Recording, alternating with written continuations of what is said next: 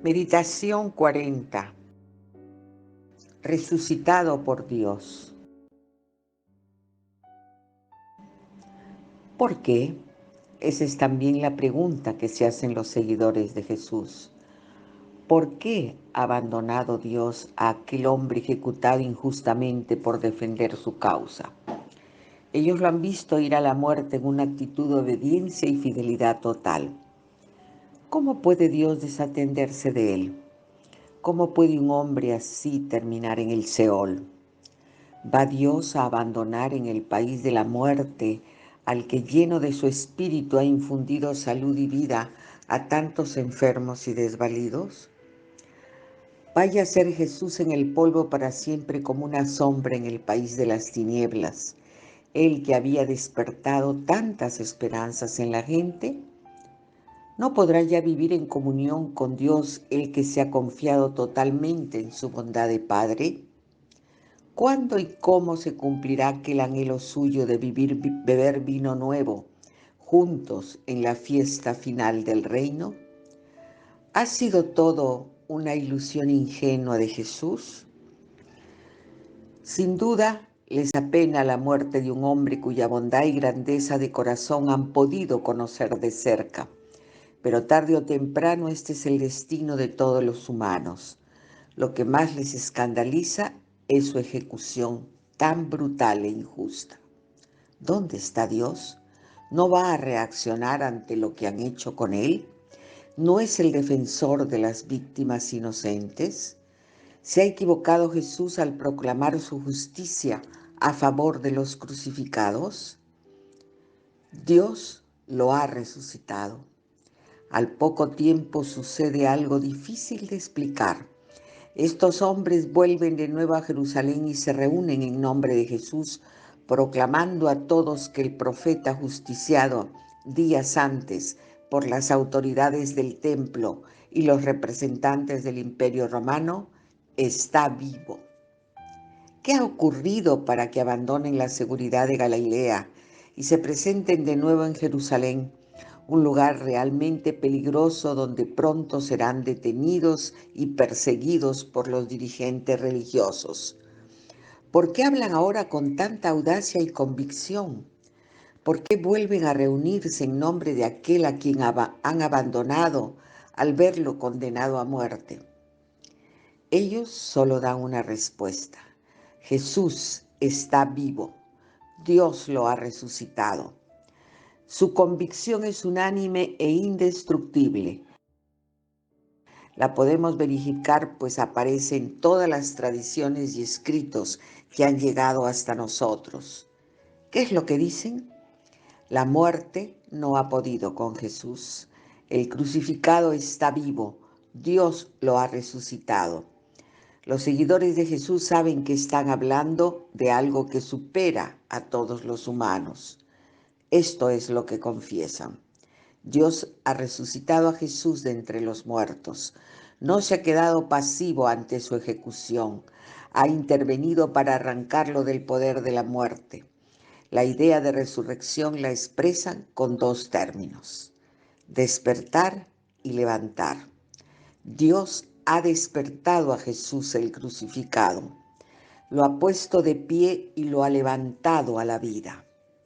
Dios ha exaltado a Jesús, lo ha elevado a su gloria, lo ha sentado a la derecha de su trono y lo ha constituido como Señor. Resucitar es ya ser exaltado, es decir, ser introducido en la vida del mismo Dios. Ser exaltado es resucitar, ser arrancado del poder de la muerte. La confesión de fe más importante y significativa la encontramos en una carta de Pablo de Tarso, que escribe hacia el año 55-56 a la comunidad cristiana de Corinto, una ciudad cosmopolita donde conviven en extraña mezcla diferentes religiones helenistas y orientales. Pablo les anima a permanecer fieles al Evangelio que les ha enseñado en su visita el año 51. Esa buena noticia es lo que los está salvando. Esa noticia no es una invención de Pablo, es una enseñanza que él mismo ha recibido y que ahora está transmitiendo fielmente junto a otros predicadores de gran prestigio que viven y anuncian la misma fe. Les transmití en primer lugar lo que a mi vez recibí, que Cristo murió por nuestros pecados según las Escrituras, que fue sepultado, que resucitó al tercer día según las Escrituras, que se apareció a Cefas y luego a los 12. Hay algo en esta confesión que nos puede sorprender. ¿Por qué se dice que Jesús resucitó al tercer día según las Escrituras? ¿Por qué los relatos evangélicos hablan de apariciones el primer día de la semana, antes de que llegue el tercer día? En realidad, en el lenguaje bíblico, el tercer día significa el día decisivo. ¿En qué consiste la resurrección de Jesús? ¿Qué entienden por resurrección de Jesús? ¿En qué están pensando? La resurrección es algo que le ha sucedido a Jesús, algo que se ha producido en el crucificado, no en la imaginación de sus seguidores. Esta es la convicción de todos. La resurrección de Jesús es un hecho real, no producto de su fantasía ni resultado de su reflexión. Es precisamente el acontecimiento que los ha arrancado de su desconcierto y frustración, transformando de raíz su adhesión a Jesús. Esta resurrección no es un retorno a su vida anterior en la tierra. Jesús no regresa a esta vida biológica que conocemos para morir un día de manera irreversible. La resurrección no es la reanimación de un cadáver, es mucho más. Nunca confunden los primeros cristianos la resurrección de Jesús con lo que ha podido ocurrirles, según los evangelios, a Lázaro, a la hija de Jairo o al joven de Naín. Jesús no vuelve a esta vida, sino que entra definitivamente en la vida de Dios. Una vida liberada, donde ya la muerte no tiene ningún poder sobre él. Esto lo afirma Pablo de manera clara. Sabemos, dice, que Cristo, una vez resucitado entre los muertos, no vuelve a morir. La muerte no tiene ya dominio sobre él, porque cuando murió, murió al pecado de una vez para siempre. Su vivir, en cambio, es un vivir para Dios.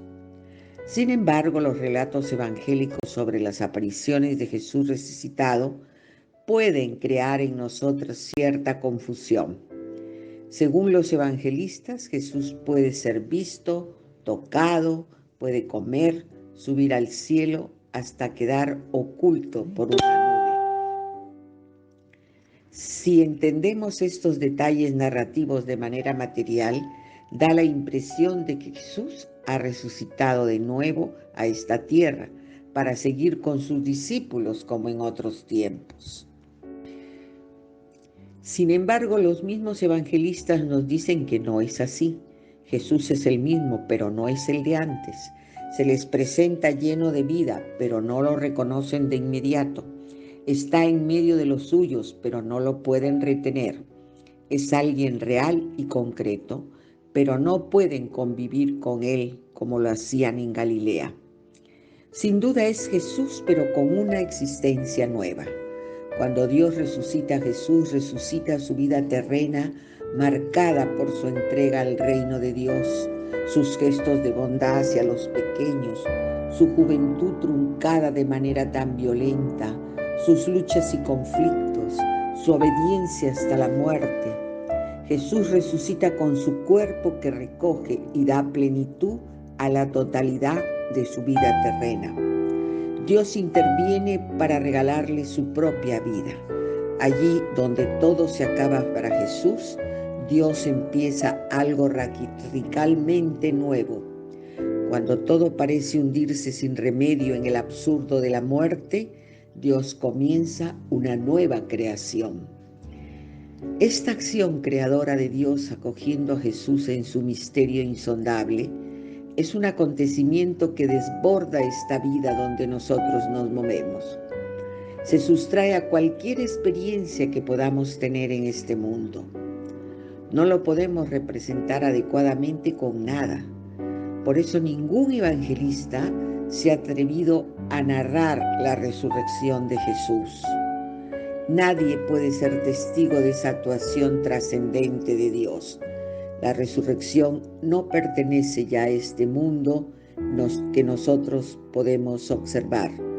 Para los que creen en Jesús resucitado, es el hecho más real, importante y decisivo que ha ocurrido para la historia humana, pues constituye su fundamento y su verdadera esperanza. Dicen los primeros cristianos que Jesús ha sido resucitado por el Espíritu de Dios, por su aliento creador.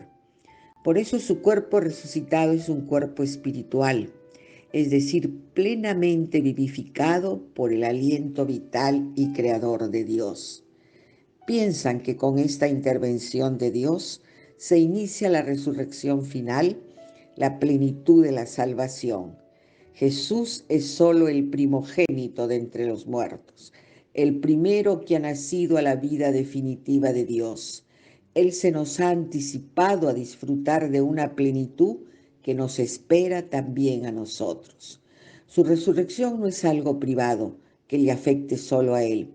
Es el fundamento y la garantía de la resurrección de toda la humanidad y de la creación entera. Jesús es primicia, primer fruto de una cosecha universal. Dios comienza la nueva creación, lo que buscaba desde el comienzo al crear el mundo, compartir su felicidad infinita con el ser humano. Los discípulos habían quedado muy marcados por Jesús. La crucifixión no había podido borrar de un golpe lo que habían vivido junto a Él. En Jesús habían experimentado a Dios irrumpiendo en el mundo de una manera nueva y definitiva. Su fuerza curadora destruía el poder de Satán y rescataba el mal a enfermos y poseídos, apuntando hacia un mundo nuevo de vida plena. Su acogida a los últimos, como los privilegiados del reino, despertaba la esperanza de los pobres en un Dios que comenzaba a manifestar su fuerza liberadora frente a tanta injusticia y abuso. Sus comidas con pecadores e indeseables anticipaban el banquete final y la alegría de los últimos tiempos. Habían experimentado en Jesús la irrupción de la fuerza del amor salvador de Dios. Experimentan ahora en su resurrección la irrupción liberadora de Dios, inaugurando ya el reino definitivo de la vida. Oramos juntos. ¿Qué sentimientos llenan tu corazón después de haber meditado en la resurrección de Jesús?